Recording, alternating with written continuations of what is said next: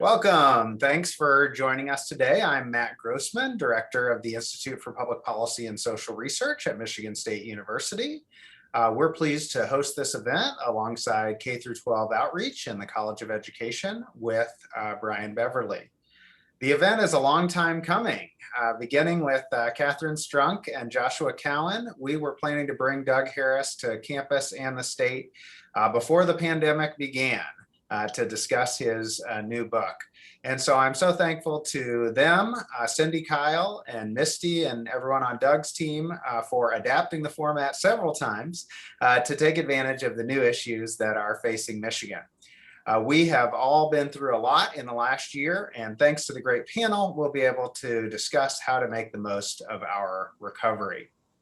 We're also pleased to have more than 180 signups for today's event, so bear with us, but please ask questions in the chat or Q&A, and we'll get to as many as we can.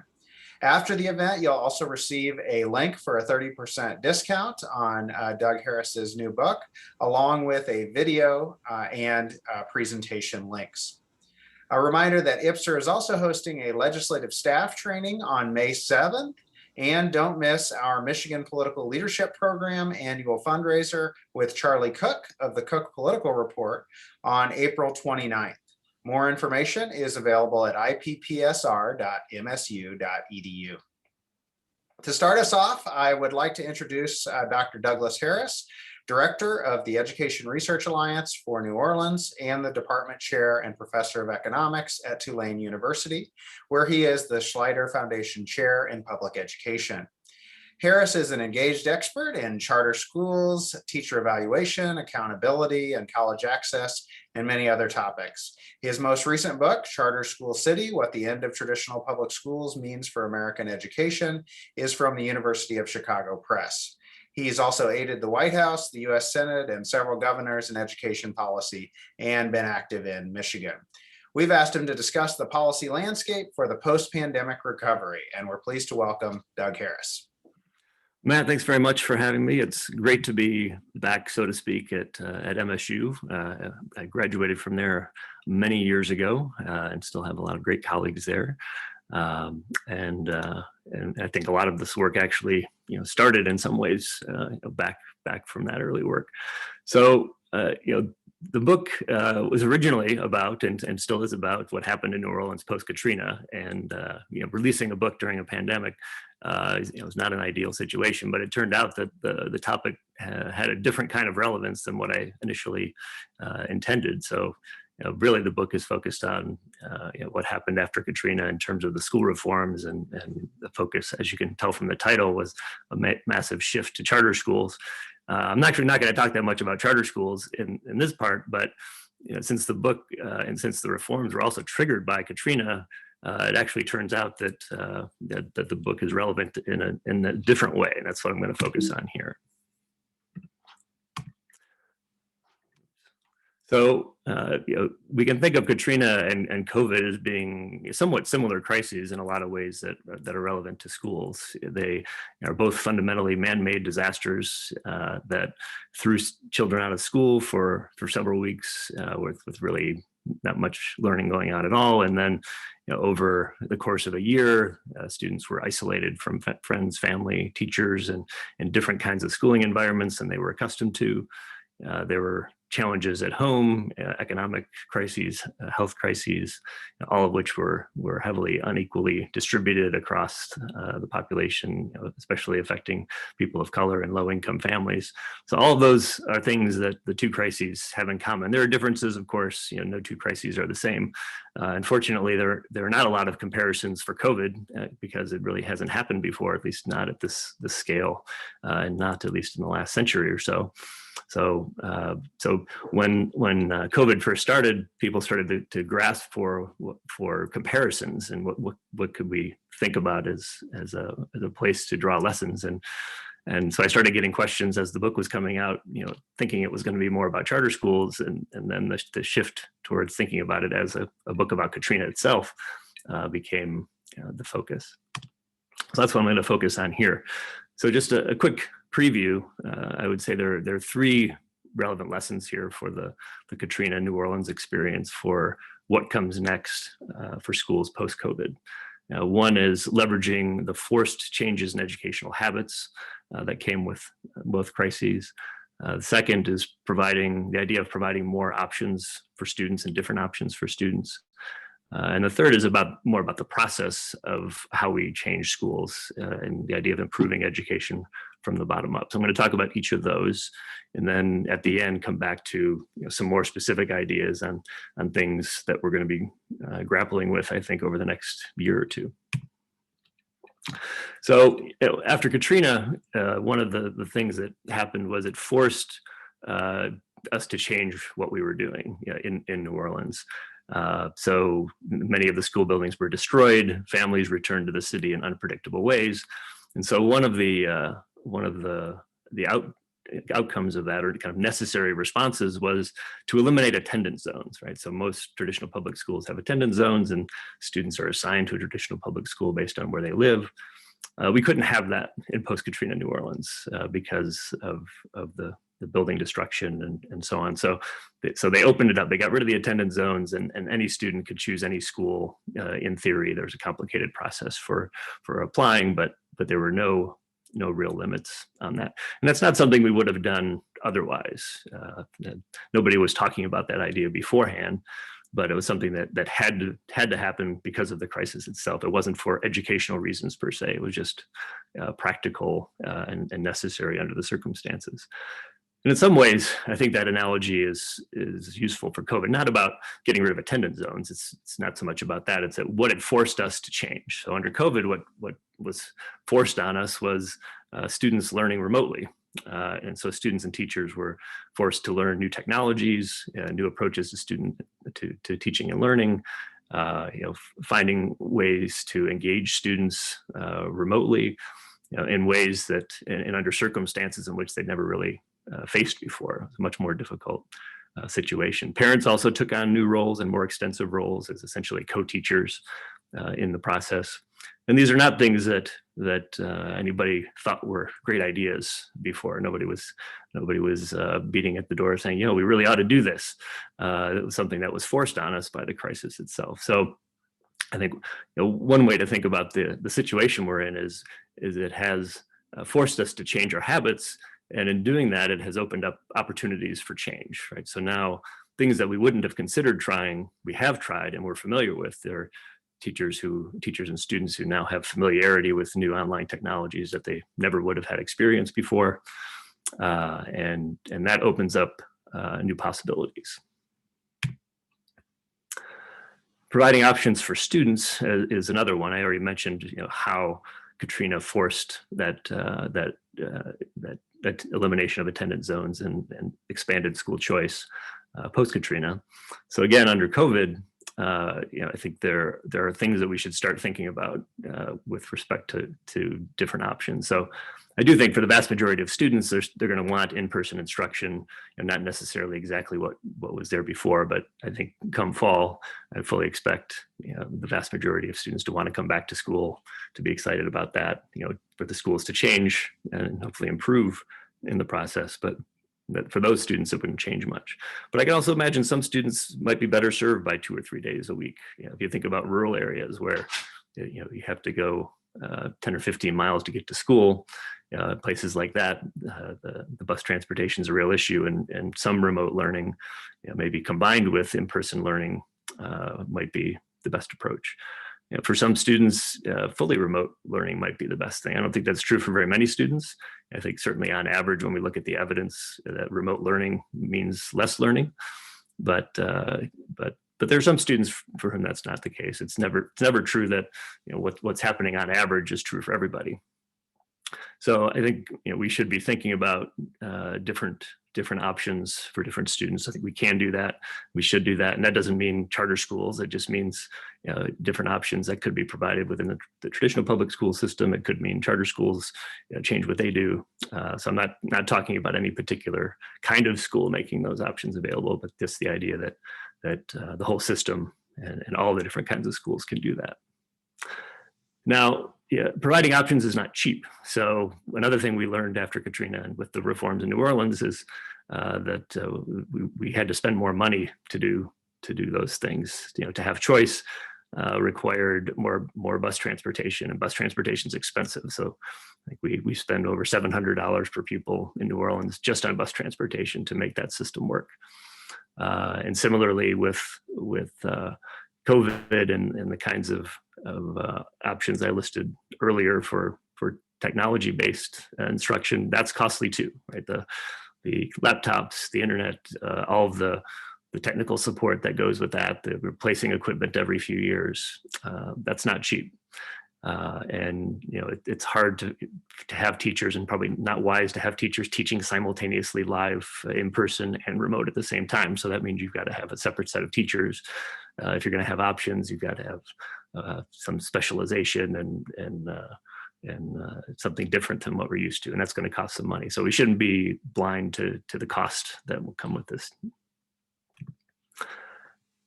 So the third theme is about improving education from the bottom up. So this is one area where I think the reforms in New Orleans really fell short. So there are a lot of successes in New Orleans in terms of raising student test scores, high school graduation rates, college going rates, parent satisfaction. All of those things got better in New Orleans. But the process that they went through has created real problems that are still manifesting even 15 years later. It was a very top-down, outside-in process. The local community had very little input, and that means in New Orleans, where the vast majority of students, 90% plus, are African American, it means that they were left out of the process. The majority Black population, voting population, didn't have a say in putting that system in place, didn't have a say in what schools were located down the block that their children were going to attend, and we paid a real price for that. Right now, that the mix of schools is not really what people want, and in many ways wasn't designed to serve a lot of the needs of in ways that we don't typically measure, right? So not just test scores, but arts education in New Orleans is more important than probably any city in the country, and more a part of the fabric of the community than any other place. And we really lost that. We've studied that and showed how that's changed. So having more of a bottom-up process would be preferable. And I think as we think about what's next with COVID, that I hope we don't make that same mistake, that when we think about all those things that could change, how we could use technology differently, for example, that let's get input from parents and teachers and students and try to figure it out that way, rather than having it pushed from the state level. Or even from districts. We've got a lot to learn. I think we don't know what it's going to look like, but I think having a good process will get us to a better place. So, what are the futures of look like, or what are the possible futures post-COVID? I think one for sure is I think we can do a better job of getting the mix of classroom instruction and technology right. We spent a year experimenting with new online technology. Some of it's very good, some of it's not very good, and some of it could be good if we put more time into it and had a little more experience and training on it. So I think there's a lot of potential there.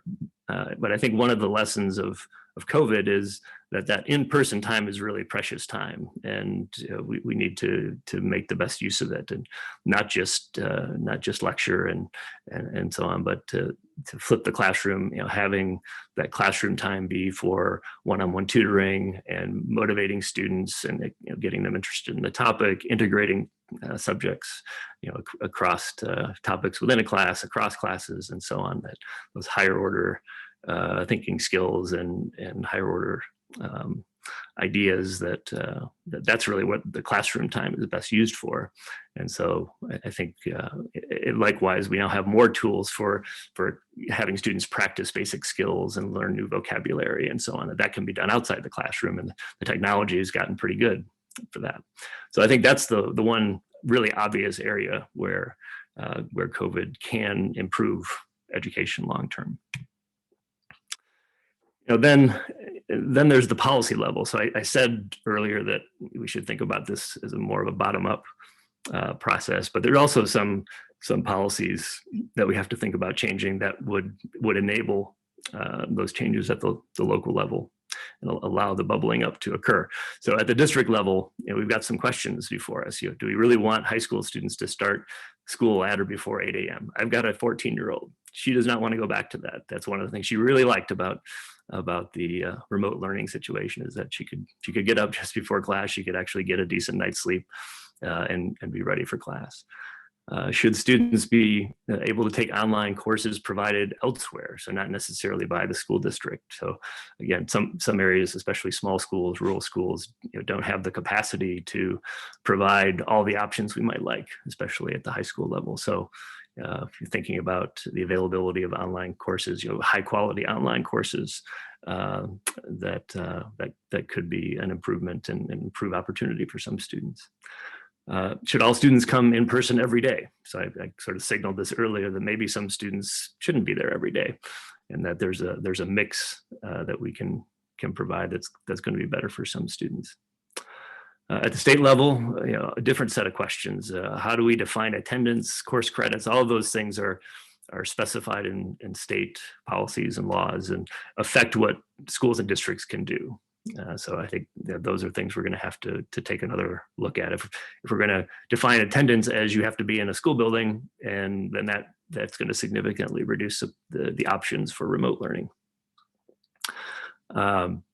Lastly, how does all this affect school finance? Right? So I think we tend to think of online learning as being cheaper, although I think high quality online learning actually isn't cheaper.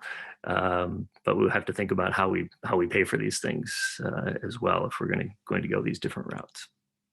And I also add too that in terms of the inequities in the system, that school finance in Michigan and elsewhere is still very inequitable. We still have wide disparities in funding across districts that this may be an opportunity to address. If we're reopening questions about school finance, then maybe that's one we reopen as well. So just a couple concluding thoughts, and then I'm really looking forward to the discussion. So I think one is this has not been a pleasant experience, right? It's a crisis. It's been an awful and for many traumatic situation. But from a schooling standpoint, experiencing or seeing something different is useful, and we should learn from that. And we can do better, and we think we really need to do better.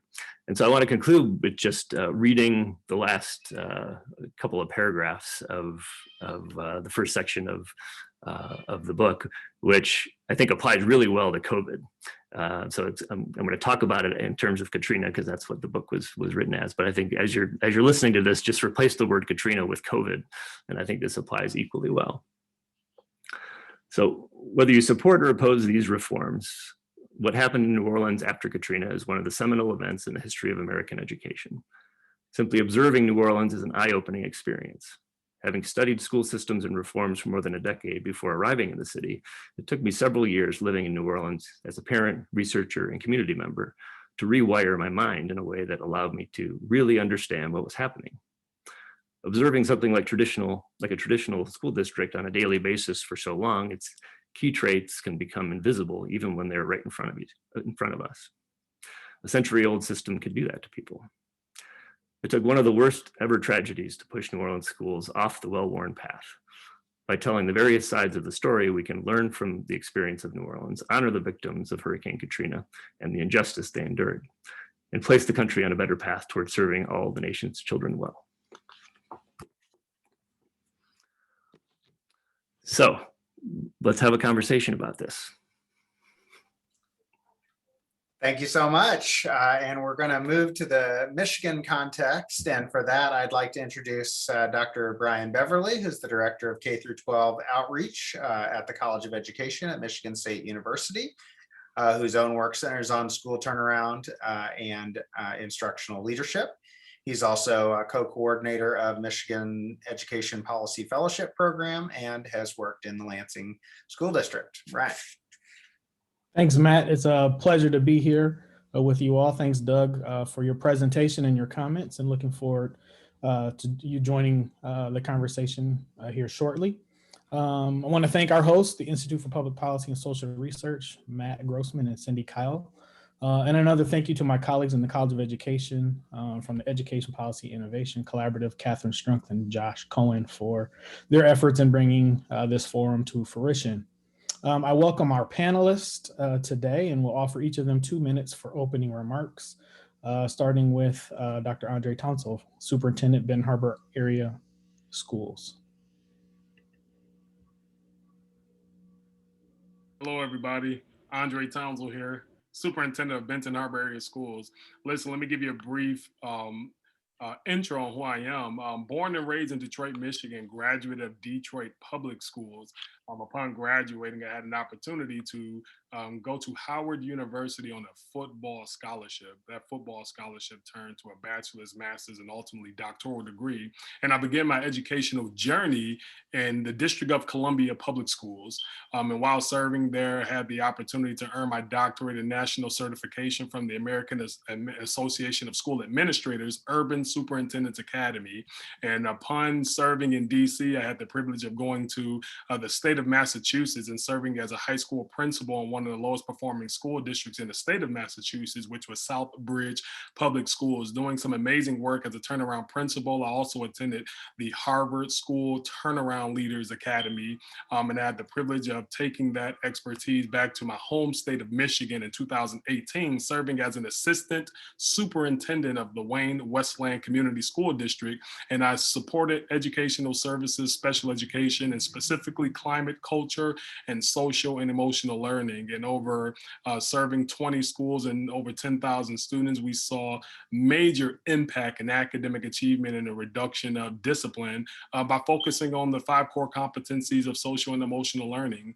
And in December 2019, I was selected to lead Benton Harbor Area Schools as its superintendent. Now, if you know anything about the history of Benton Harbor Area Schools, summer of 2019, the district was proposed to be closed. The high school was proposed to be closed, and the district was proposed to potentially become dissolved.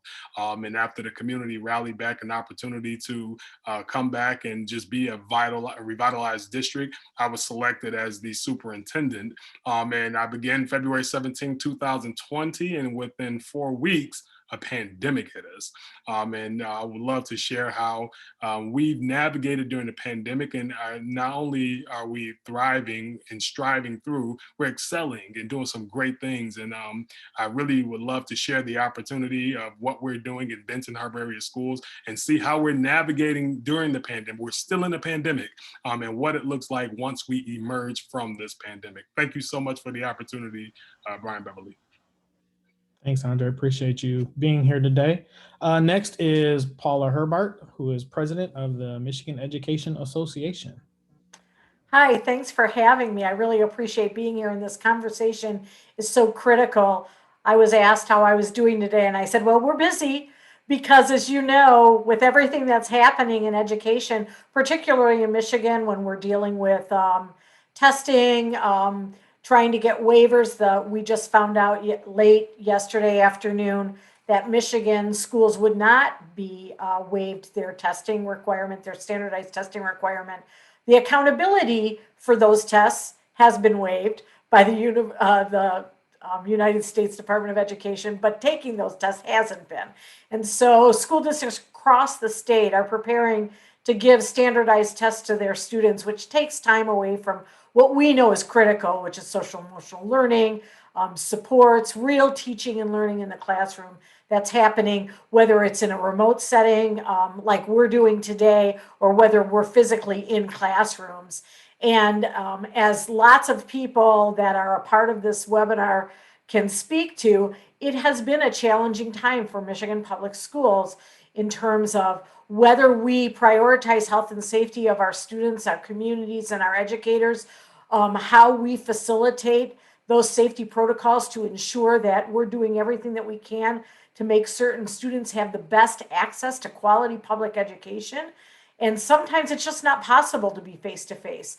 But one of the things that we want to reaffirm is that Michigan Education Association believes that face-to-face is the superior model for teaching. We know how critical it is for making those connections with students, being able to see their faces and establishing relationships is so critical to having successful learning experiences.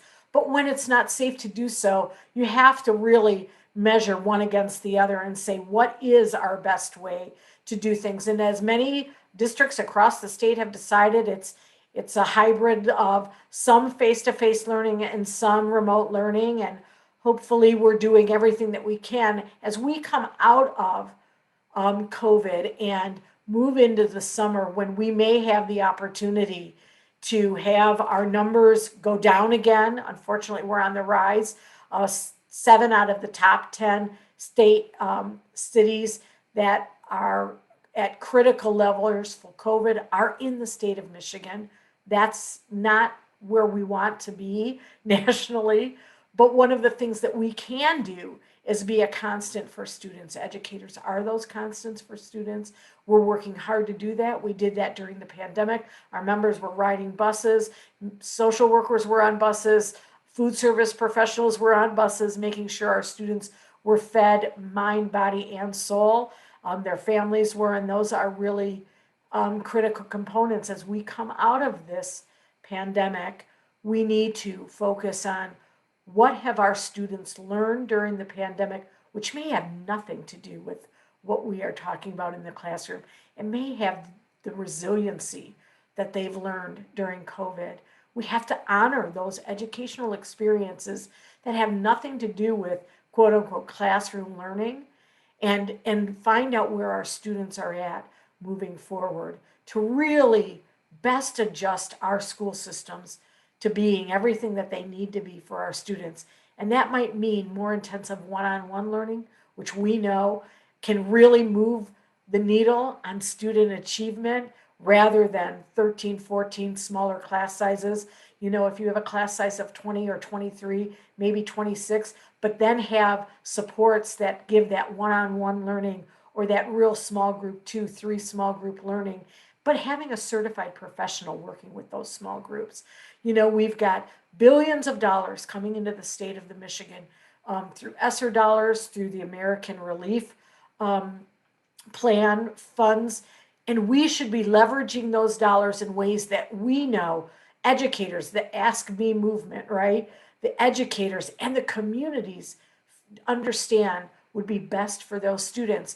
As Dr. Harris said, one of the critical things that went wrong post Katrina was they didn't engage their communities in developing plans moving forward. Michigan must engage its communities, engage its educational professionals to ensure that we're doing right by our students. Thanks. Thanks, Paul. I really appreciate those opening comments. Thank you for being here today. Next up is Nick Paradiso. He's Vice President of Government Relations and Partner Services with the National Heritage Academies. Welcome, Nick. Thank you, Brian. Thank you, everybody. My first goal, which was making sure I have my unmute button clicked. So hopefully everybody can hear me. Usually I spend the first couple minutes talking with people texting me, nobody can hear you. So I want to get to the question and answers. I think that's the best way to drive conversation today. I thought Doug Harris's presentation was great and a great way to set it up. A little bit of background. At National Heritage Academies, we have the privilege of partnering with 96 charter schools across 9 states, serving over 60,000 students. So this has been both a very trying and instructive process for us, operating across different states, but always with the goal of ensuring the educational quality for our students, but also safety and health, obviously being a top priority for our students, our teachers, faculty, and staff. And our teachers really have been the heroes here on the front line. And I'm proud to say that of all of our 96 schools, 95 of them are back to some sort of in-person instruction, either complete in-person instruction or hybrid. And we've made these decisions in consultation with the epidemiology department at Johns Hopkins Medical Center, and doctors from there. So we've learned a lot. We've learned a lot of what to do that we think has worked well. In full candor, we've learned a lot of what not to do, and hopefully we don't have another pandemic soon. But I think we've learned a lot as to how to drive improvement in instruction across our classroom as we come out of this.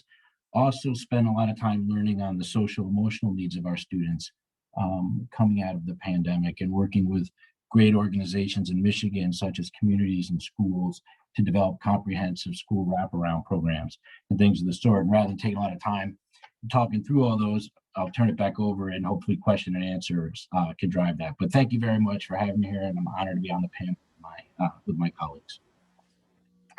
All right, thanks, Nick, and to all of our panelists, thank you for being here. My first question is, considering Doug Harris's presentation and comments and the impact of both Hurricane Katrina and the current COVID-19 pandemic on the intersection of education, health, and the economy, please share your thoughts on what schools can do to better support equitable inputs and outcomes for students.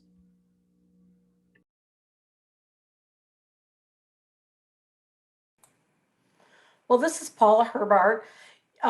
Brian, I think one of the critical things that, as I said at the very end of my remarks, and Dr. Harris mentioned, was we have to engage the community in finding out what services they need to support having their students have access to the best learning that they can get.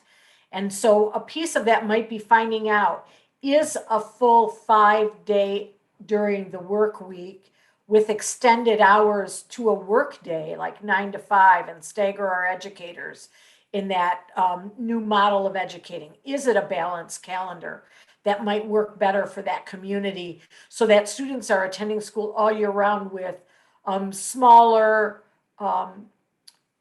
summer breaks, but larger breaks in between the first quarter, the second quarter, and the third quarter, where remediation and loss of learning is less, because if you miss school and don't have access to school for 8 weeks in the summer, there's going to be a learning loss that's greater than if you only aren't attending school 3 weeks in between a school session and another school session, like balanced calendar has to offer. Or is it that we offer school 6 days a week and shorter school days with more intensive every other day small group learning? All of these things are strategies that could be used, and we can use the money that is coming in through the federal government to seed programs, develop strong programs, find out where it's working, find out what isn't working, and then move to models that are successful for those communities that best service the needs of our students.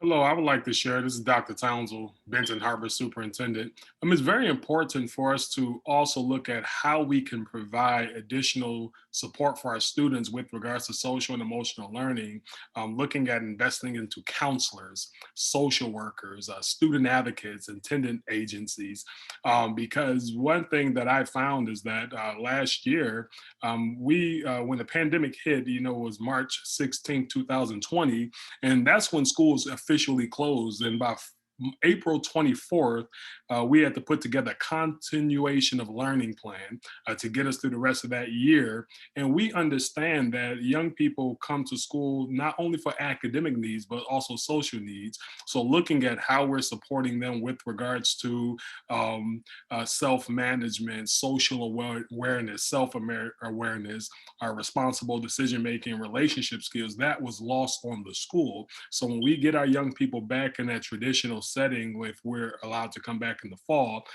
our number one focus would not only be academics, arts, and athletics, but also looking at how we can support some of our young people that come with adverse childhood experiences.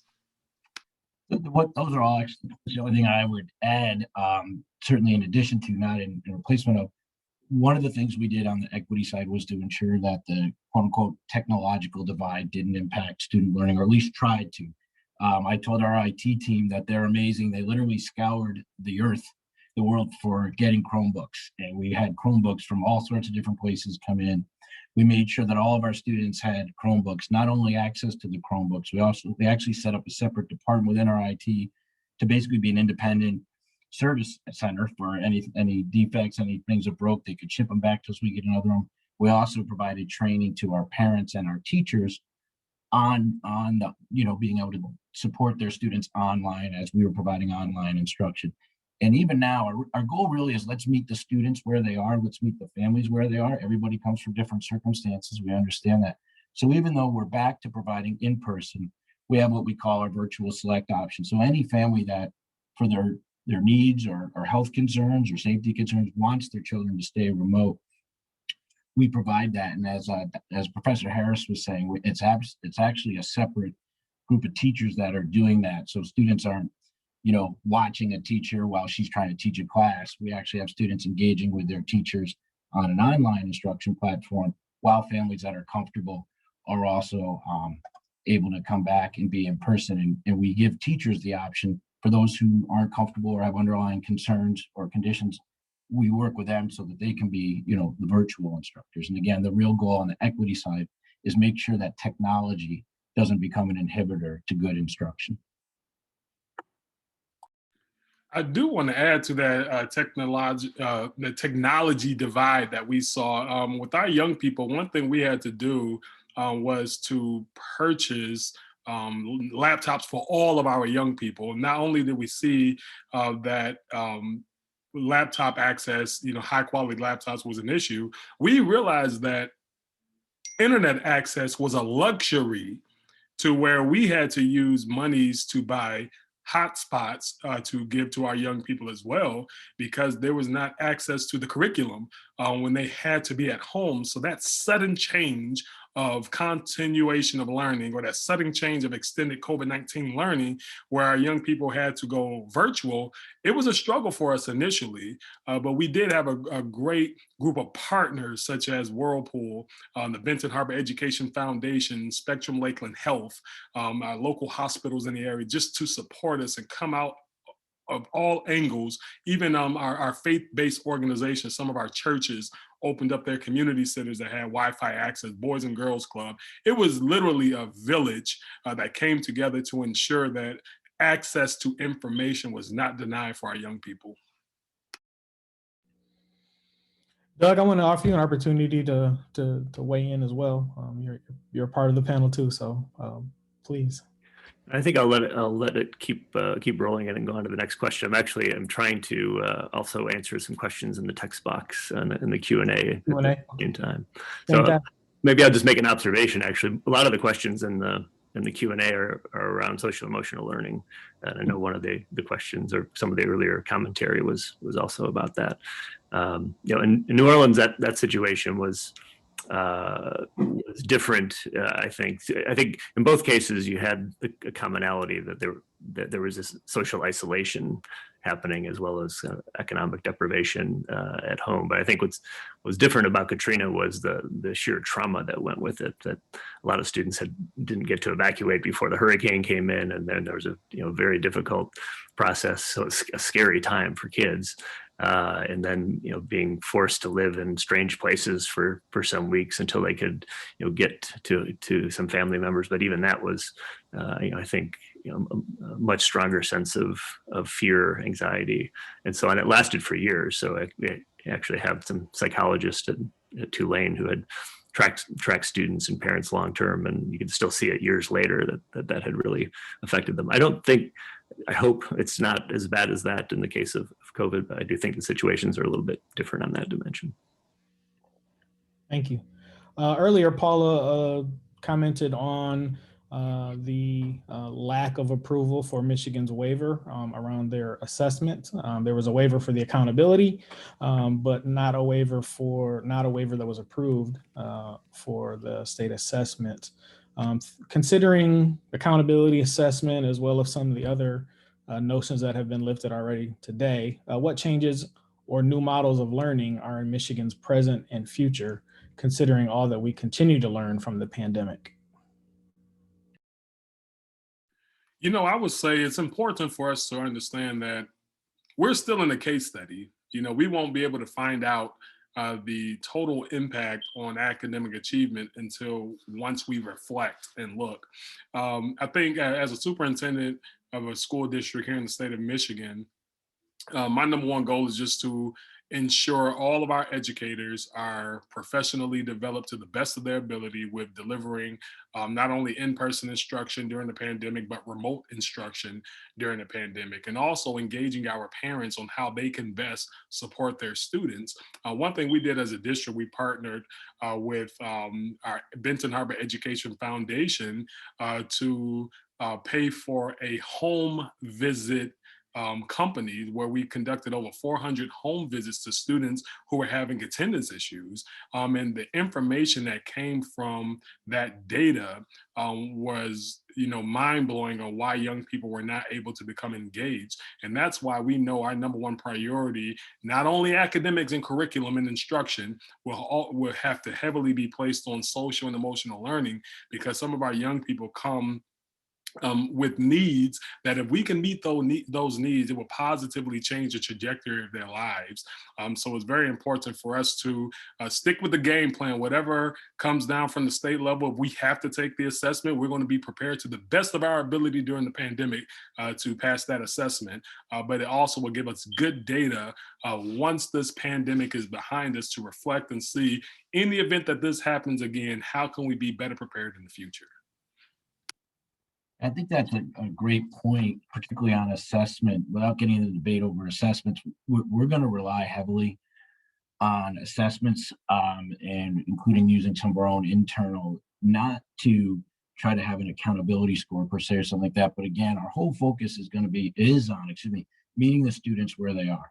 And so, assessment to us is not a punishment; it's a measurement of where is the student at, and then I agree, the state accountability systems, we can debate about those, right? But knowing where the students are at and how are we going to focus instruction on meeting those students' needs, let's face it, we can learn a lot from that, and we shouldn't give up on that coming out of the pandemic. We can do better reaching those students who are below grade level and helping them grow, students who are at grade level and challenging them to grow, and really focusing on individual student needs. So we're looking at assessment more and more as, how does it help us drive instruction?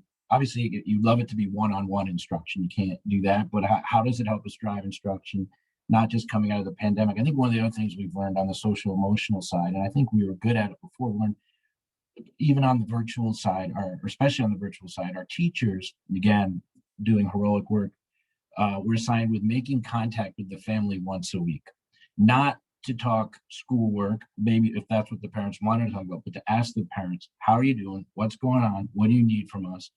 And I know all school districts did this too, but one thing we're proud of is we kept our free and reduced lunch program going. It served over 1 million meals to make sure that, again, kind of like on the technological side, we're getting federal reimbursement for meals program. We need to make sure that those meals are being sent to our students. So again, it's really a combination of quality instruction and meeting social needs. And we're spending a lot of time right now on what does our summer learning look like?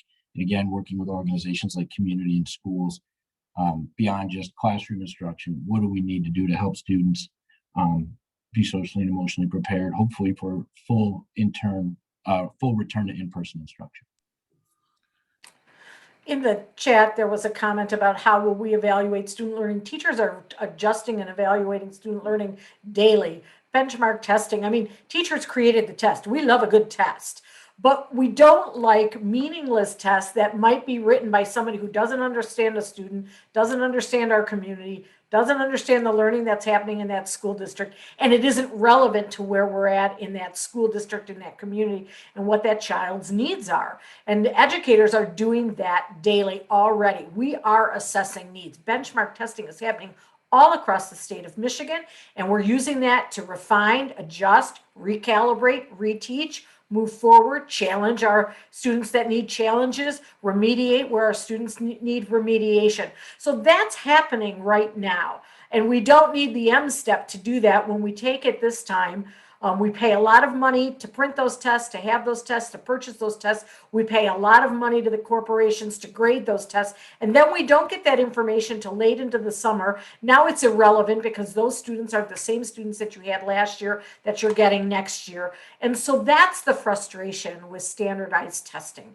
So to be clear, benchmark testing and evaluating student progress is critical to a student's success and to a teacher understanding where their students are at, whether it's pre-K, kindergarten, or higher ed. Those are key components of teaching and learning. But the irrelevancy of a standardized test, the time that it takes, the money that is being spent to do that, that could be put into extra counselors, Media specialists in every school. What's one of the key indicators for increased literacy in an elementary school? They have a licensed certified media specialist full-time in their school. That has a data research-based indicator for literacy improvement in elementary schools. So that's not just something that I'm pulling out of the air. That's real research-based data. And the other thing is, how can we move forward to ensure that we're listening to educators and what they need for their students, right? That these students are traumatized. Somebody said, yeah, and we need to be professionally developing educators in secondary trauma with ACEs, adverse childhood. Teachers are experiencing real trauma themselves. It's no longer secondary trauma in a COVID situation. They've lost family members. They've lost students. Students have lost family members. They've been made homeless because they can't afford their bills, because their parents lost their job, because they might be frontline workers, restaurant workers. And so these are almost identical to the experience of Katrina, where whole communities have suffered great losses. 20, 30 members in a community have lost their lives to COVID. And these students are adjusting. They may come back to school and have lost a beloved teacher to COVID. They may have come back to school and lost grandparents, aunties, uncles, all of that. And educators themselves are losing loved ones. So we have to work on both sides of this as we come back to make sure that we're addressing the social and emotional needs of an entire community. One of the things I said is we cannot lose the importance. As Dr. Townsend said, they received help from all over the community. This all hands on deck community, when it comes to educating students, needs to continue to be relevant post-COVID. It takes all of us to do the work of educating our community's most vulnerable citizens, our children. I do want to share. This is one thing that you remember in my introduction. I shared how I had the opportunity for post-secondary. I earned a football scholarship. We have to look at. We don't know what this ripple of the pandemic has done for those young people who could potentially slip through the cracks. I did not get that scholarship until April or May of my senior year in high school. If I did not get that scholarship, I don't know what I would be doing. Actually, I was working at CVS at the time, and I was very excited about becoming a truck driver. But I had an opportunity to go to one of the top universities in the country, and thus here I become Dr. Townsend, 15, 16 years later. Some of our young people who missed opportunities for enrichment in sports, football, basketball, volleyball, winter sports, fall sports, some of those young people needed that senior year, needed that last minute to really showcase what they could do so they can go to that next level and just, earn different opportunities in their lifetimes. I really feel for our young people, seniors specifically, thinking of seniors who do not get that time back. Don't forget, March 16, 2020, school shut down. No prom, no graduation. It was drive-through graduation across the country, if not the world. The class of 2020 have something in common. Now you have to really pay attention to that class of 2021, because in some cases they've been out of school for well over a year. The seniors of 2020 lost that last quarter of school. The seniors of 2021 not only lost a full year of school, but also had a choppy senior year themselves. So one thing we're doing, not only working with our educators and ensuring that they have supports in place to be able to educate our students, but looking at the different post-secondary opportunities for our kids. Some kids who still want to go off into career, some young people who want to go directly into college, some who just want to go off into life and really make their mark, going into the arts. There is a major ripple that we will not know its impact probably until 3, 4, 5 years from now. So I really, really hope that when we're looking at the K-12 and testing and all of that information, those young people in the class of 2020 and the class of 2021 that's in society now, that's looking back like, dang, what would have happened if I had a chance to finish school in the traditional setting? Those missed opportunities, all the woulda, coulda, shoulda. But the reality is some young people, man, listen, we got to come together for real and look and see that the class of 2020 is doing out here in the world and what the class of 2021 will do. I see my young people all the time in the community. I say, hey, come talk to me. Come chop it up with me. Let's talk about what the next steps are, because I know where I was at. Class of 2002, Cass Tech High School alum. I knew where I was at coming out of high school. I was trying to figure it out. And the world wasn't, it was, 2 years after Y2K, but the reality is things were kind of going along. It was 1 year after 9/11, so some serious things were happening, but the world was still moving. We were still going along. And I had, educators and people in my life that was able to nurture me and to get me through a really tough process when I was trying to figure it out. But right now we're all trying to figure it out. Young people and adults alike trying to figure it out. And we have, fresh 2020, 2021 kids going off into society, trying to figure it out. And we don't even have it figured out. So we really need to focus on that, coming together as a community, coming together as educators and as stakeholders in the field of education, and find out how are we going to wrap our arms around our young people, our young adults that are walking out into that world that have some missed opportunity because of the pandemic. What are we going to do to support them? We can take a test and reflect and talk about the numbers and, college and career readiness, third grade. We can do all of those things. Yeah. Young adults off into society right now who need some hardcore support. And I think providing, we have to talk about our education professionals in terms of the lack of pipeline that we have for educators, teachers. Enrollment in colleges of ed are down by 50% all across the nation, particularly here in Michigan. We've got to talk about that.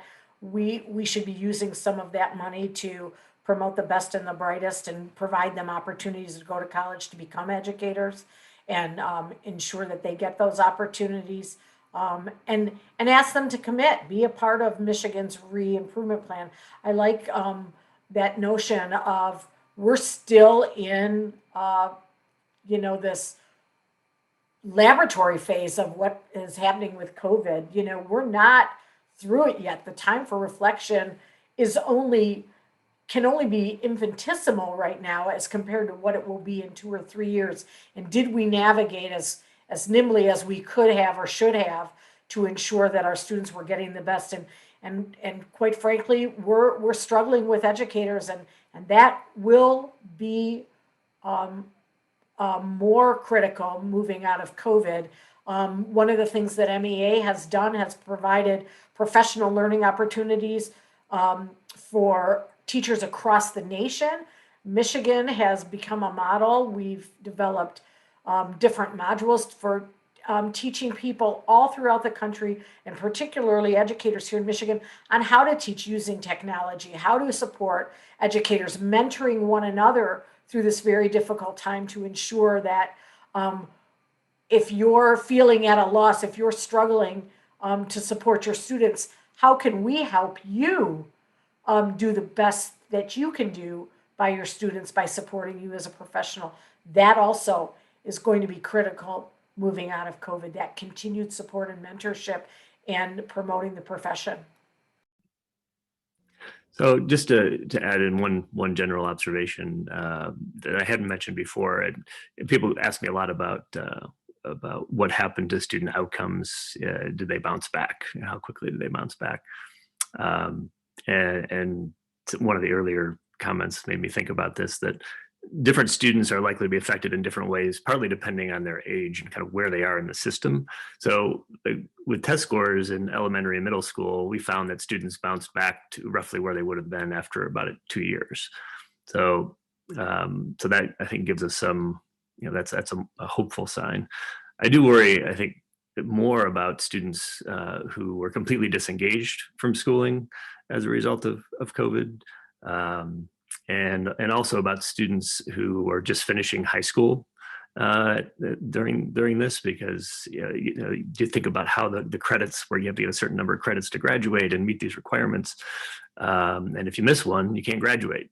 And it's so much easier to sort of miss that one thing that you need to graduate and get off track, and that has long-term consequences. Not graduating from high school has perhaps a greater consequence than just about anything else that happens as a single outcome. So I think one thing, and this is something that's happening right now, right? And this is what the superintendent in Benton Harbor is talking about. That what do you tell these kids now if they've got 2 months, less than that, before they're going to finish high school, hopefully finish high school and go out into the world. This is a pretty tough time to be finishing high school, and be putting particular attention to those students right now if we can. You make a good point, Dr. Harris. Dr. Townsend spoke about it too. And Nick, you also mentioned those students that have fallen off the grid, those children that haven't shown up all year, and how are we working with those students to find them? How are we going to do that? I think that one of the lessons that we've learned is that there can't be judgment in reaching out to those families. We have to be working hard to say, we want you back with us. We want your students back in schools. What can we do to support getting your children back into classes? What do you need from us as a school district, as a school entity? How can we support the family? I have a good friend of mine who works in another state, and they were, the student was missing from class, and it was very odd, and they couldn't figure it out. And the siblings were coming to class, younger siblings were coming to class regularly.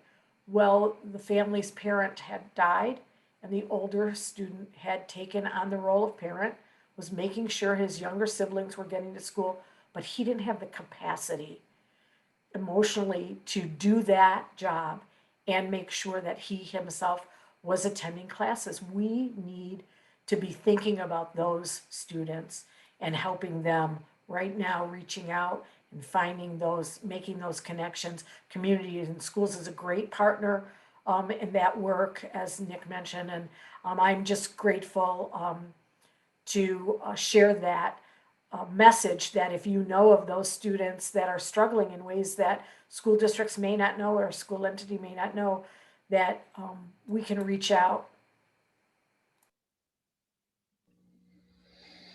Thank you all for those powerful comments. I mean, there's been a lot of personal tidbits that have been shared, but also some strategies and tips as well. So thank you to that. Thinking about ESSER funding, I know there was a question in the chat about prioritizing those funds and how those decisions are being made. Could one of you speak to, or all of you speak to, your thoughts around prioritizing COVID relief funds? I can start and then hand it off. I'm going to sound like a broken record, but again, the number one priority with the COVID relief funds is health and safety, both of teachers and students. And I think Paula made some excellent comments about the trauma on our teachers, particularly returning back to school, right? If you feel unsafe, then it is unsafe. And so we're prioritizing everything. Sounds silly, from hand sanitizers to increased sanitization of the building, making sure we've increased our janitorial services and things like that. Then the other part that we're really focusing on also, and again, this isn't exclusive, but just to offer a couple examples, is the out of school learning and summertime and wraparound services program. So, kind of Maslow's hierarchy of need. Physical safety and health is obviously a number one priority. But then as we look forward to, again, hopefully return in school, I know students won't be happy about this. I'm not saying that it'll be summer school every day, but to simply think we're going to come back to school and everything's going to be fine after a traditional summer break, I don't think that's possible. And one of the things we're working to is, how do we provide staffing for that without overwhelming our teachers? It has been a long, traumatic, difficult year. Teaching from home or from school without students remotely still adds lots of trauma. I mean, I'm sure with the same with Dr. Townsend and Paula, teachers are teachers. They want to be with their students. They want to be with their families, and they've lost that connection. So that's important. So our focus is on safety and health, and then transitioning back to hopefully full in person next year, and making sure we're doing our best to address both learning gaps, but also, as my colleagues on the panel have talked about emotional and social needs as well.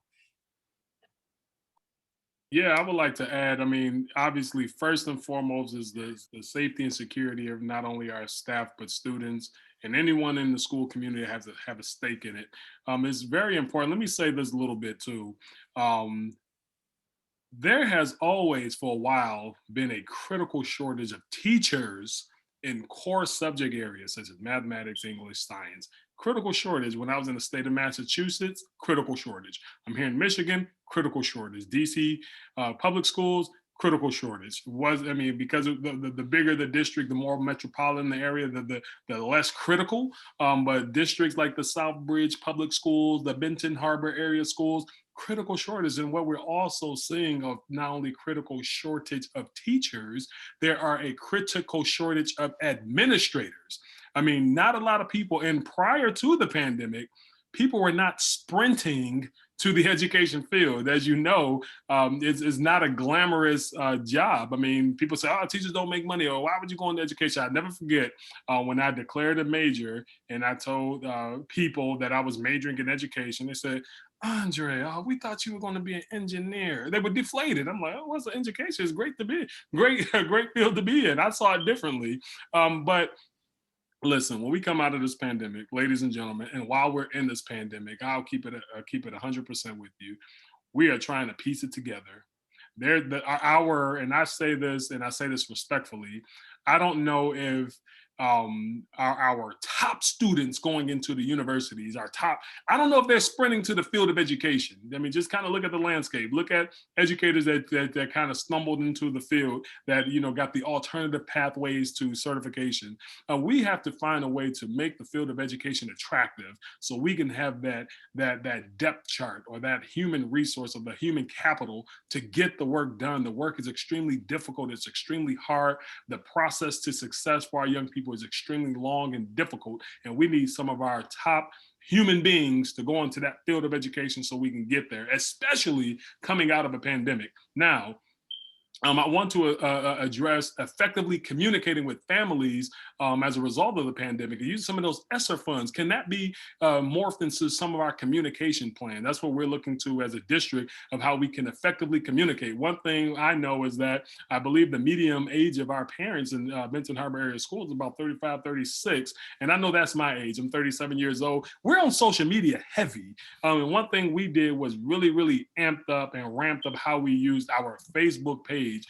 We have hundreds and thousands of views and likes because we turned, memos that would go out that most people don't read into videos and just say, hey, listen, this is our return to learn plan, or look, this is meet the team, meet the principals, meet the whoever. This is what we're doing through the pandemic. This is how pandemic recovery. This is how we got the classroom set up. We got cameras in those classrooms, videographers coming, chopping together some really nice edited videos, and people are engaged. And that's how we're getting that message out. But the reality is, where do you get the budget to purchase these videos? Or how do you even purchase the classroom? So we're going to try to be as creative as possible. We're going to do whatever the recommendations are or follow the exact guidelines of how to use these funds, but also explore opportunities to effectively communicate with our families as a result of the pandemic. What has worked for us has been our social media presence. That's why if you see my name right here, that's my Twitter and Instagram account, because some people need to follow it in real time. What is going on from some of our executive leaders in the field of education. And also someone said, hey, how do we address grade retention, how it may impact the mental health of our students? That's a big part of it as well too, using some of those funds to really invest in some of that credit recovery, because prior to the pandemic, some young people already needed credit recovery. Now here's a pandemic, a more dire situation, and credit recovery is even more needed even during the pandemic. So how do we address that? How do we get board approval to ensure that we can reduce our credits as a district to just meet the Michigan Merit Credit? If you get the total, the Michigan Merit Credit, that you're allowed to walk across that stage because of the missed opportunity to, recover some of those credits.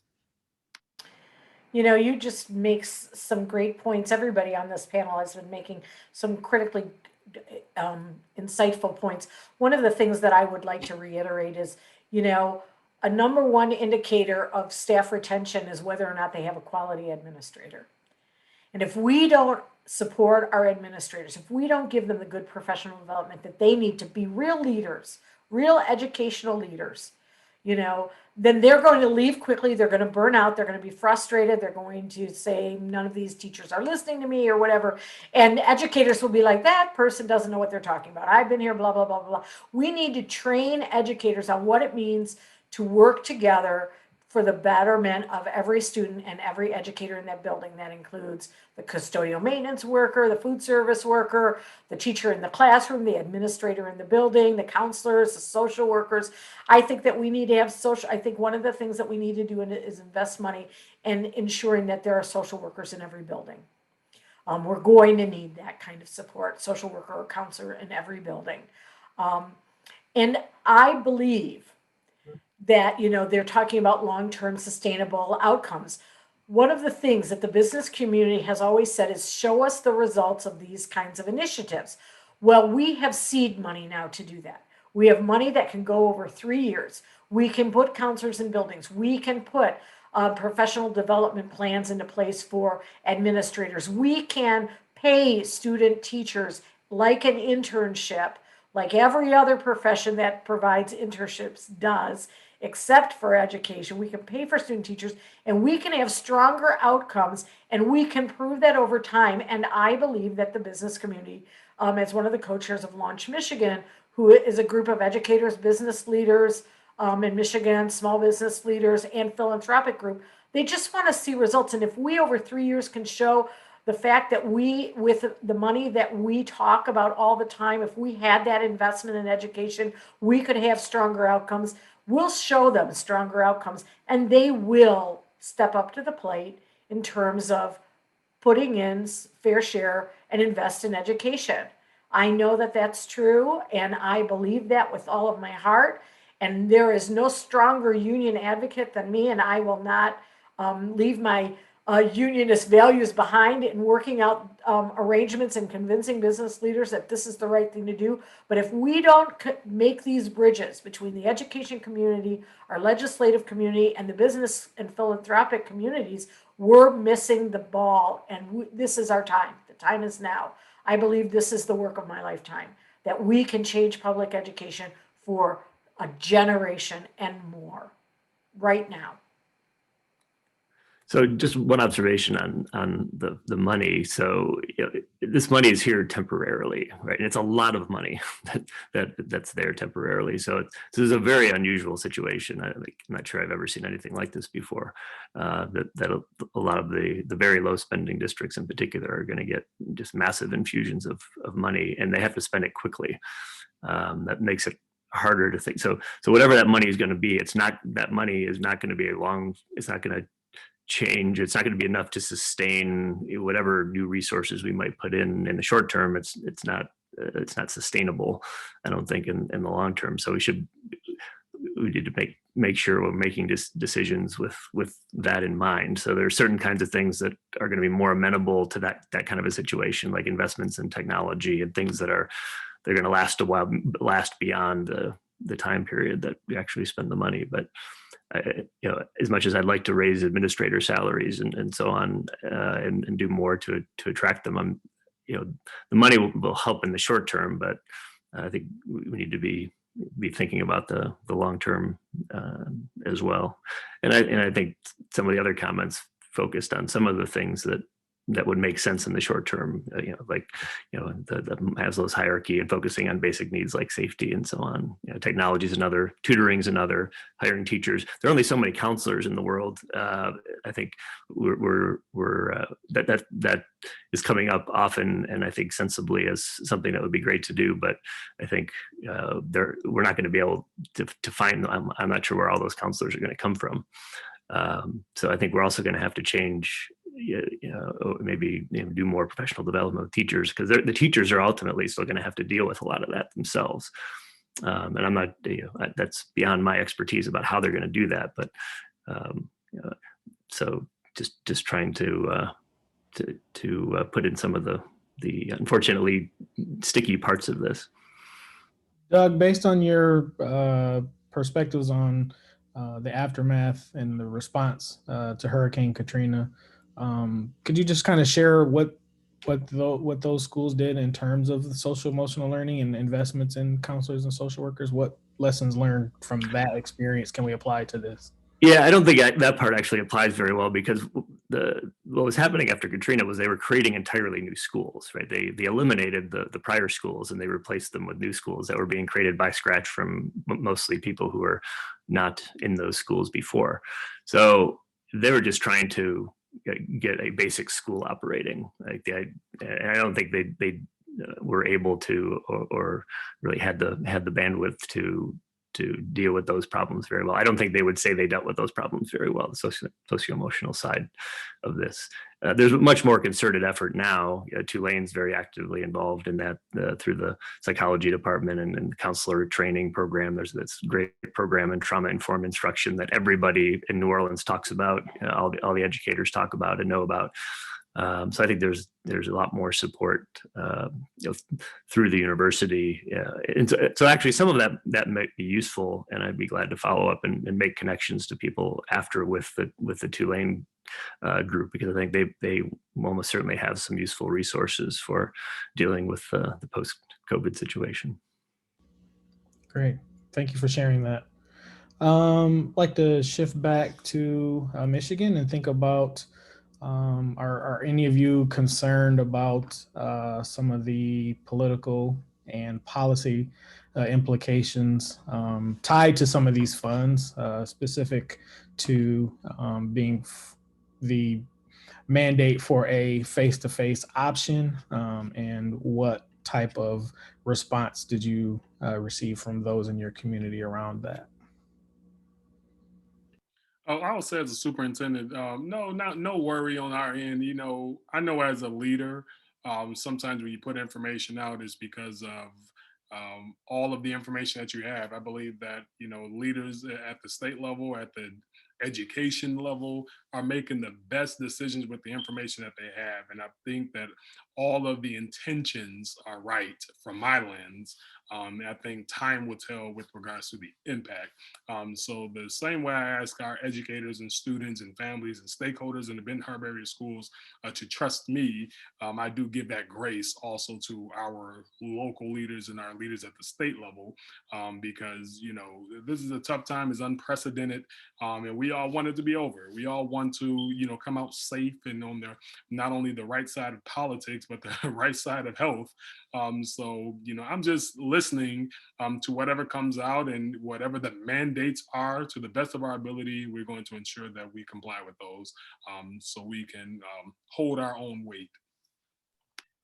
I would echo that. I think with any legislation, particularly legislation that's done quickly, and a lot of it had to be right in face of pandemic, there'll be things that we probably all could agree we disagree on. There's going to be some unintended consequences that we certainly didn't recognize or won't recognize right away. But as one of my colleagues says, well, the last pandemic was in 1918. How did we handle that, right? Not to make light of the situation, but it was different. Nobody was around. And so hopefully we don't have another one soon, right? And so no legislation is perfect. There's always, like I said, give or take. I commend Governor Whitmer for a focus on trying to ensure back to school instruction while also recognizing there's different issues in different communities. And so I think that something that Professor Harris talked about. I think that in Michigan, the legislative leaders in the Senate, House, and Governor Whitmer, actually, I know they don't always agree, obviously, but I think that a lot of the decisions are being made locally by school districts or ISDs, or in our case, independent charter school boards, based on the needs of their specific community. So, I'm sure there's things I could find that I don't agree with and go back and forth on that, but I think everything has been well intended. And again, I just would say that in response to an emergency or a crisis like this, you don't always have the time. You don't have the time to make sure everything's perfect.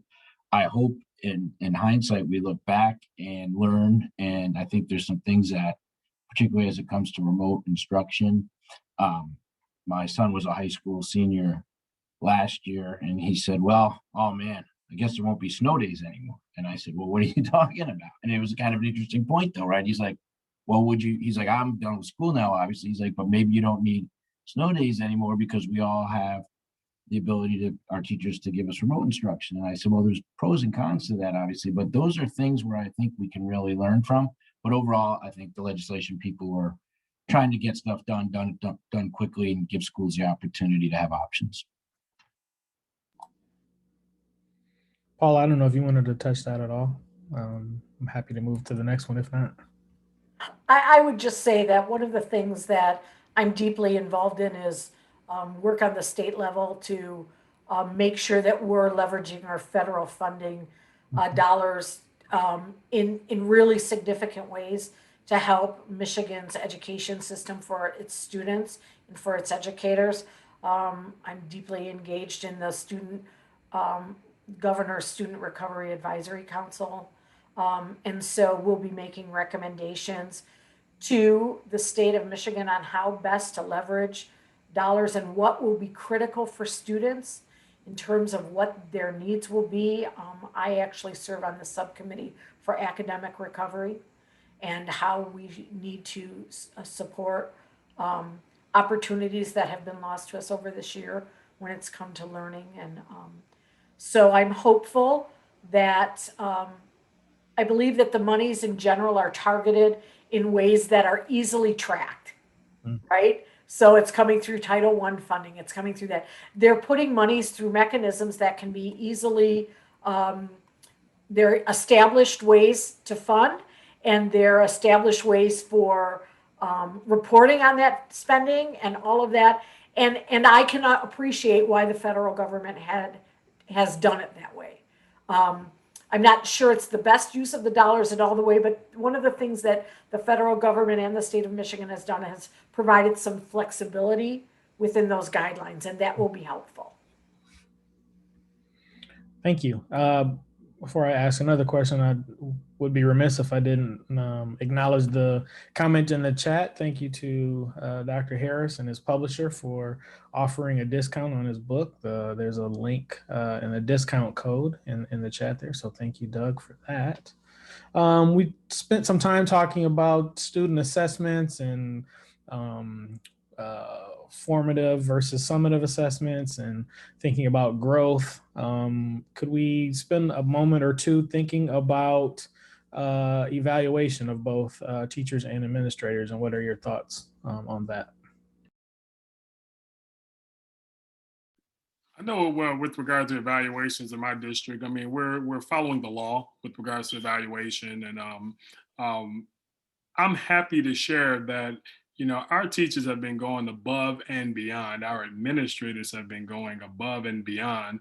And one thing we're looking to do in our district is to recognize not only principals of the years, but teachers of the years in each of our campuses to ensure that they feel appreciated. I told our staff, I don't want their hard work to go in vain and unnoticed. We're going to do, I mean, obviously you have to, you know, do the classroom evaluations or observations and give the pre and post meetings to ensure that everyone know where they can get better with regards to delivering instruction and with regards to being a highly effective administrator. But we're going to take it another step further and start annual awards in our district, because some of the heroism I've seen during this pandemic must be recognized. We must value and show our teachers that we truly, truly appreciate them, principals, you know, our custodial staff workers, our athletic department, everybody that's had a hand in educating our kids during these last 2 years with the pandemic. I say 2 years because the 1920 year ended in the pandemic and the 2021 started in the pandemic. So we're going to recognize our people and evaluate accordingly, but definitely recognize those who've been kind of taking it to the next level of academic achievement. So I'll broaden the question just slightly beyond what you said, which is the school accountability system, which we talked a little bit about earlier, but it also, I think some of the concerns about that also apply to administrators and teachers. And, you know, our accountability systems are not designed very well to have accountability in the sense that we tend to just focus on the end of year outcomes, and students start off in very different places, and so if we don't focus on student growth, then we're really giving a misleading impression of what schools are doing. And that also applies to administrators and to teachers. And that problem is going to get worse, I think, over the next couple of years, because we have students in schools are always starting off in a different place at the beginning of the school year. Some schools have students that are starting off way below grade level, and some have students starting off above grade level on average. But that's going to get worse, I think, because of the way COVID has played out in such unequal ways across the communities. So I think maybe this is an opportunity to change the way we evaluate schools, so we're focusing more on improvement and growth rather than just looking at the status of each student at the end of the year. And similarly, when you think about how you're going to evaluate teachers and administrators, if we're going to rely on those kinds of metrics, it's the same problem again. Like, how are you really going to say that this teacher caused this much improvement in student learning given COVID, when students weren't even in the school building 90% of the time? I mean, it's very unrealistic, and to think that we're going to use the outcomes in that way. But I think focusing on growth would be better. And of course, we also want to have a richer evaluation system that looks not just at student outcomes, but looks at the wide range of things that teachers and administrators are required to do. It's just a lot harder in a situation like this to assign responsibility to anybody in particular in a crisis like this. Nick, I don't know if you had thoughts, or we can move to the final question. No, yeah, just go quick. I mean, it's always hard. There's no perfect legislation. There's no perfect evaluation system. We view evaluations. We obviously have to comply with the state evaluation system, which all of our partner schools do. We view evaluations as a time for feedback, right? We talk about the same, and I agree with absolutely what Doug was saying. I think measuring growth is really important. I think recognizing that not every student starts at the same level with the teacher, or for the teacher, and the teacher has to adjust instruction, things of the sort. It's an incredibly hard job, right? And so the more, whether it be current state accountability systems or future ones, measure academic growth, I think that's important. I think ultimately the goal is to get to proficiency, because that's where we all want all of our students to be at. But recognizing that they start in different places is different. I think with teachers, Dr. Townsend had a great point. We do recognize our teachers currently. We have our Excellence in Teaching Awards, and it is based on a combination of different things. You can get different awards for different things, including student growth. So we look at evaluations as a way to provide good feedback. I'm not sure all of our teachers always would view it that way, right? I mean, we all have evaluations in our jobs, and so it's part of the world we live in. But the main thing for us is our students growing, and our teachers growing, and as well. And are we providing both with the feedback and support they need? Thank you for those responses. We are going to shift to our final question, and then there'll be a link for the evaluation in the chat. It's kind of a rapid fire question, so understanding we are about to run out of time, but so maybe 1 or 2 sentence response. Imagine it's the year 2025. Considering all we have and will have learned through the pandemic, what is one hope you have for education and schooling? One hope.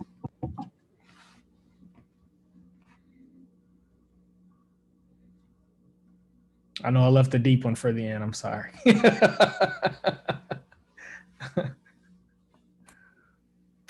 That's a tough one. I'll go first. That's how I have to be quick and hit it over to Paul and Dr. Townsend. I think we'll have better answers and more expertise on this. My hope is, let's learn from that. I think the focus on trying to bridge the various divides, whether it be technology or whatever, and serving students is something that, I think it's unfortunate that we wait for crises, right? But this crisis has driven things. We've really looked at NHA and our partner schools. We need to do a better job of, as I've talked about, kind of common thing, meeting our students where they are. I think everybody could agree on that. But then also, how are we using assessment, not in an intimidating way, but for us to continue to support the students where they are. So I hope one thing we come out of this is really valuing and understanding out of school instructional time, tutoring, right? Technology can be a very powerful tool, but a mentor of mine one time said, okay, but if students are illiterate, they're being online doesn't help them, right? Learning to read and do math is the goal. Technology isn't necessarily the answer, but it is a very powerful tool if used right. So I guess the summary mine would be, how do we really use the things we've learned in providing technology as a resource to provide better individual instruction and bridge some of those learning gaps? Thanks, Nick. Paul, would you like to go next? Yeah. I look forward to a day when we recognize that true equity isn't equal. That some students need more, and we must do more for those students. And it is, and we are inherently a biased educational system that has to look itself in the eye and say, how does institutional racism play a role in the education of our students? How can we disrupt the status quo to make sure all of our students get everything that they need? Because for hundreds of years, we have not done right by our students in traditionally marginalized groups. We've done a terrible job with our students of color in some really awful ways in providing true equity. And I think that is something that I hope to see changing in 2025 or changed. Thank you. What I would like to add post-pandemic, what I would like to see is we all recall when everyone had to be virtual and everything shut down here in the state of Michigan, how many people praised and felt the burden that teachers have on a daily basis. And people, man, to be a teacher, wow, we really, really love our teachers. I really wish post-pandemic, not only will the industry or the field of education amplify that people are choosing to go into that field and understand that the need of educators. Remember, there's a critical shortage across the state of Michigan of teachers and also a critical shortage of administrators. And this is across the country. I hope that our schools of education at the university level really take advantage of recruiting students to their school of education. And I want to leave our community with this tidbit. Listen, I read this from Jim Rohn. And Jim Rohn is an author who I appreciate. He said, listen, don't wish it was easier, wish you were better. Don't wish for less challenge, wish for more wisdom. Don't wish for less problems, wish for more skills. Don't wish for less work, wish you had more work ethic. And that's the mentality that I had during this entire pandemic. Not only are we striving, but we're thriving during the pandemic. I cannot wait till we come out of it. Hopefully the field of education become more desirable, that we can attract, recruit, and retain some of our highly qualified educators, and that we can move forward and just be great for our kids. I mean, education need human capital. We need human personnel. We need human resources. Come into the field of education. Let's level up our community so our young people can go off into post-secondary opportunities and make a positive impact on our global society. Thank you so much for the opportunity. Thank you. The evaluation, link to the evaluation is in the chat. And Doug, I'm going to give you the last comment. Well, thanks everybody. This has been a great conversation. It's exactly the kind of conversation I was hoping we would have when I was writing the book. And although pre-COVID, I didn't know it was going to be exactly this kind of a conversation, but it turns out that there's a lot that's relevant from what we've learned in New Orleans, and I'm glad it has triggered a broader conversation. So, this conversation hasn't been about New Orleans; it's been about schools, and that's what it was supposed to be. So, thanks to all the panelists. Now, to answer your question and to conclude on that, well, what would I hope would be different? I think my answer to that isn't really different from what it would have been pre-COVID, which is, I want every child to have access to a great education. And so the question is, can we use this as an opportunity to get there. And I think that we can, right? Because of some of the things I was talking about earlier, that we've tried new things now. We've got a whole new toolbox in a sense that everybody's a little bit familiar with, and it opens up a lot of possibilities for new thinking. And now we've got resources coming in from the federal government to experiment with new possibilities.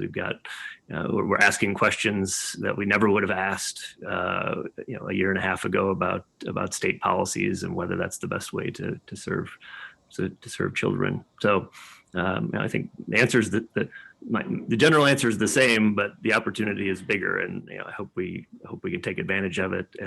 Change the way we use non-class time, change the way we use in-person time, because the options are there. The possibility is there to do something quite a bit better than what we've done in the past.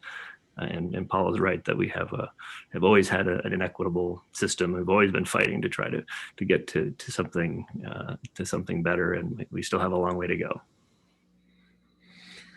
Thank you all for your time and for sharing your expertise and your perspectives. It's been an extremely rich conversation. Really appreciate all that you've shared and your willingness to engage today. There's been a request for contact information in the chat. If you're comfortable sharing that, please place your contact information there. Matt, I'm going to turn it over to you for one final goodbye. Yes, and we'll also make whatever contact information is made available in the website and on the email that you will receive at the end of this, and you'll have the video to review as well as the book code. So please follow up, and hopefully you'll take advantage of MSU as well. Of course, we have a lot of researchers able to help that Brian and I can connect you with as well. And we're pleased to have had this continued partnership with the College of Education and Brian as well. And thanks to the panelists, and we will see you next time. Bye, everybody. Thanks, everybody. Thank you. Bye. Thank you very much.